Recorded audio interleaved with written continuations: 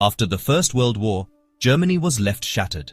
The Treaty of Versailles in 1919 held the nation responsible for the war, forcing them to pay heavy reparations, accept full blame for the conflict, and reduce their military strength.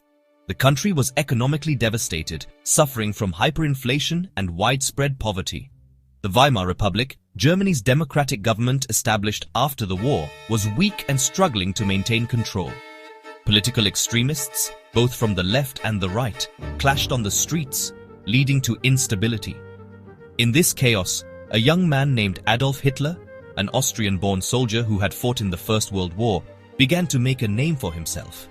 Hitler joined the National Socialist German Workers' Party, known as the Nazi Party, in 1919. Hitler's charismatic speeches and ability to exploit people's anger resonated with a population desperate for change. He promised to restore Germany to its former glory and blamed Jews, communists, and other minorities for the country's misfortunes. In 1923, Hitler attempted to overthrow the Weimar government in what came to be known as the Beer Hall Putsch. However, the coup failed, and Hitler was imprisoned. But his time in prison was not wasted. It gave him the opportunity to write his manifesto, Mein Kampf, where he outlined his vision for Germany, an expansionist empire and a racially pure nation. In the late 1920s, the global economy collapsed, and Germany was hit hard by the Great Depression. Unemployment soared, and the Weimar Republic seemed incapable of offering solutions. Hitler capitalized on the discontent, promising jobs, security, and national pride.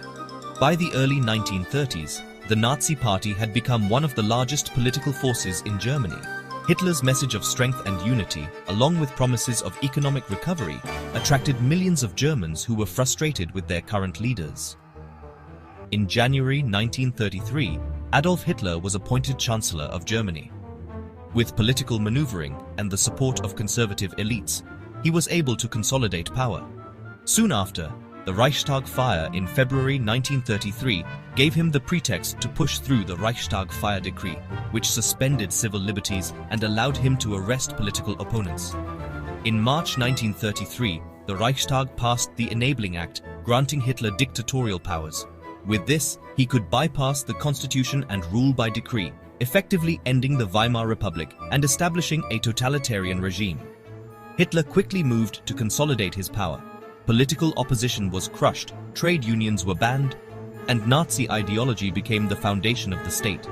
Hitler's racist and anti-Semitic views were institutionalized, leading to the exclusion of Jews from public life and the beginning of policies that would later culminate in the Holocaust.